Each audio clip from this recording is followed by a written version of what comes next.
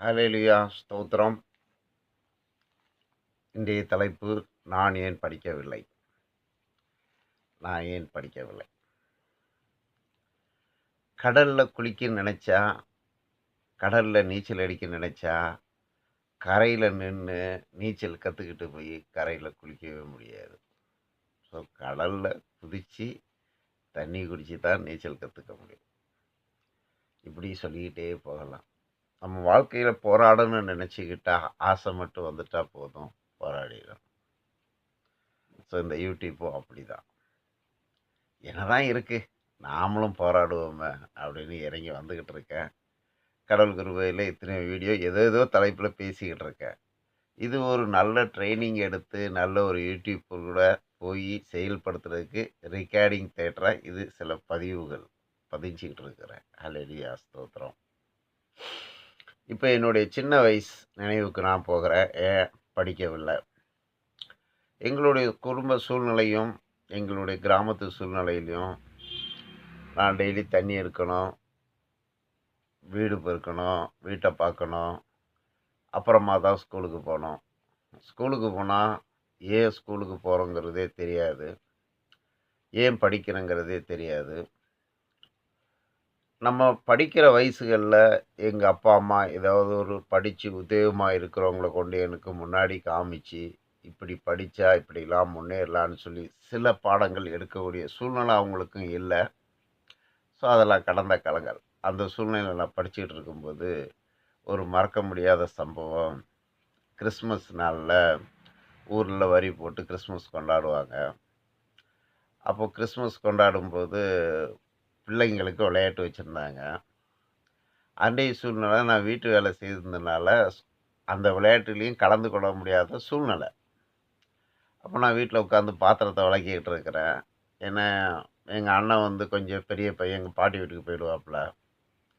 என் தம்பி தங்கச்சி சின்ன பிள்ளை, நான் தான் மிடில். வீட்டு வேலை லேடிஸ் மாதிரி எல்லா வேலையும் பார்த்துக்கிட்டு இருந்தேன். அப்போது ஓட்டப்பந்தயம் வச்சுருக்காங்க. எங்கள் ஊர் பக்கத்து ஊர் பையன் வந்து ஓடி எல்லாத்துலேயும் ரன்னிங்கில் ஜெயிச்சுட்டு ஒரு ஊரை கொஞ்சம் கிண்டல் பண்ணுற மாதிரி இந்த ஊரை பற்றி தப்பாக பேசிக்கிட்டு இருந்திருக்காங்க. எங்கள் ஊருக்காரங்களுக்கு என்னடா இந்த பையனை ஜெயிக்க நம்ம ஊரில் ஒரு பையன் கூட இல்லையா அப்படின்னு நினச்சிட்டு இருக்கும்போது அங்கே மாயகிருஷ்ணன், அதாவது எனக்கு பழைய பேர் 2 பேர் உண்டு. ஒன்று மாயகிருஷ்ணன், ஒன்று தாவிதராஜன் தான், டேவிட் ராஜன்.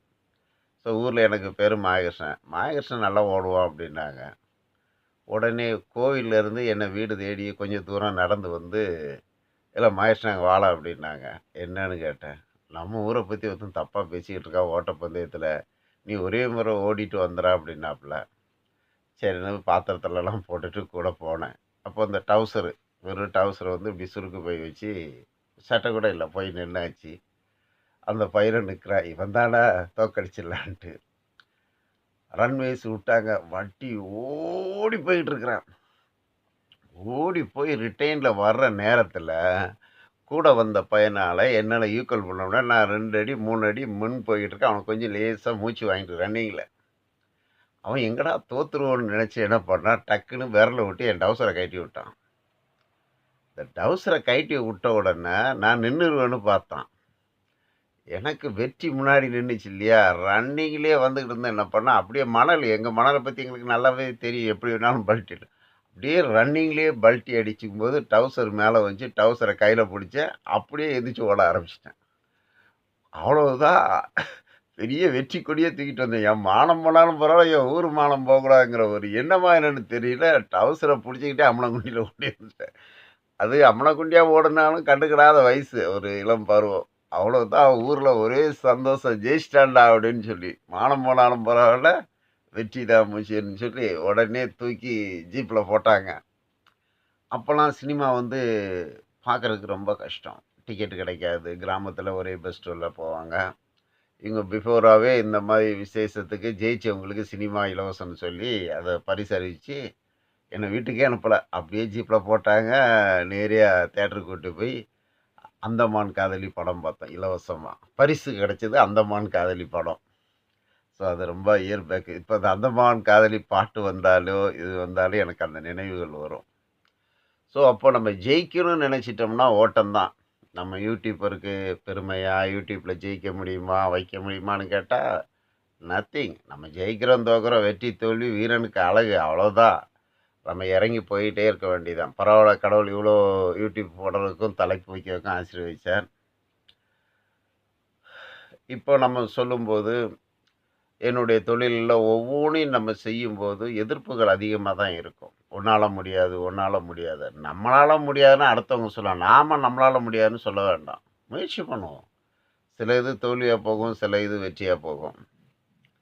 அப்படி வெற்றியா போகிற ஒரு காரியங்கள்ல நேத்து நான் என்னுடைய சோஃபா செட்ட எல்லாத்துக்கும் ஷேர் பண்ணல. ஒரு கஸ்டமர்ல எடுத்து போட்டிருக்கேன். இப்ப இந்த சோஃபா செட்ட எப்படி போடணுங்கிறது படிப்படியா யூடியூப்பும் நம்மளுக்கு கத்துக் குடுத்துட்டு இருக்குது. மியூசிக் குடுக்கணும். அதுக்கு பேக்கிரவுண்ட் குடுக்கணும். ஒரு சீன பார்த்தாலே பார்க்கறக்கு ஒரு இன்ட்ரஸ்டடா இருக்கணும். அது ஒரு நேச்சுரலா கொண்டு வரணும்னு இருக்கு. கர்த்தருக்கு சித்தமானால் அதையும் செய்வோம். அதையும் பேச ஆரம்பிப்போம். அதையும் செய்ய ஆரம்பிப்போம். ஆ மறக்க முடியாத நினைவுகள் அப்படிங்கிற தலைப்பில நம்ம பேசிட்டு இருக்கும்போது, ஆ எத்தனையோ காரியங்கள் இருக்கு. இப்ப டைம் கம்மியா இருக்கிறதுனால, கம்மியா பேச வேண்டியிருக்குது. ஆ ஓ மறக்க முடியாத சம்பவங்கள். மறக்க முடியாத சம்பவங்கள்ல பல இருந்துகிட்டு இருக்குது. ஆ இந்த சோஃபா செட்ட செய்யும்போது, முதல்ல நான் போகும்போது, சாதாரண சின்ன சின்ன ரிப்பேரா போயிட்டுருப்பேன். அத மாற்றி, மாற்றி, மாற்றி, மாற்றி இப்ப நேத்து ஒரு பெரிய உடன் செட்டையே ஒரு ரெக்ரான் செட்டா மாத்தி, டைமண்ட் அடிச்சு, அதுக்கு வார்னிஷ் போட்டு அத நிப்பாட்டிட்டேன். அதுல பெரிய மார்ஜின் கிடைக்கலனாலும் கூட, அந்த வேலை செய்ததுல ஒரு பரம திருப்தி. அதுக்கு யாரும் எனக்கு ஐடியா குடுக்கல. இல்ல சில ஆண்டுகளுக்கு முன்பு இந்த சோஃபா செட் இப்படி செய்வியான்னு கேட்டா, பபபன்னு இருப்பேன். இப்ப அந்த செட்ட அழகா செய்து, எனக்குள்ள ஒரு சந்தோஷம். ரொம்ப திருப்தியா போட்டிருக்கேன் முந்தின காணொளியில. இன்னொரு காணொளியும் நான் வச்சிருக்கேன். அதுலயும் என்னுடைய சோஃபா செட் வரும். இந்த இது எங்கெங்க போகுதுன்னு எனக்கு தெரியல. ஸோ எல்லாரும் பார்க்கட்டும். கடவுள வேண்டிக்காங்க. இதையும் நான் ஒரு யூடியூபர் மாதிரி கரெக்ட்டா மியூசிக்கல், கேமரா செட்டபிளோட அந்த யூனிட்டோட சேர்ந்து, கர்த்தருக்கு சித்தமானால் நம்ம இத செய்வோம். இது கடவுளுடைய ஒரு வார்த்தைகள். ஆ கர்த்தர் உன்னை வாளாக்காமல் நான் தலையாக்குவேன், கீழாக்காமல் மேலாக்குவேன் என்று சொன்னார்.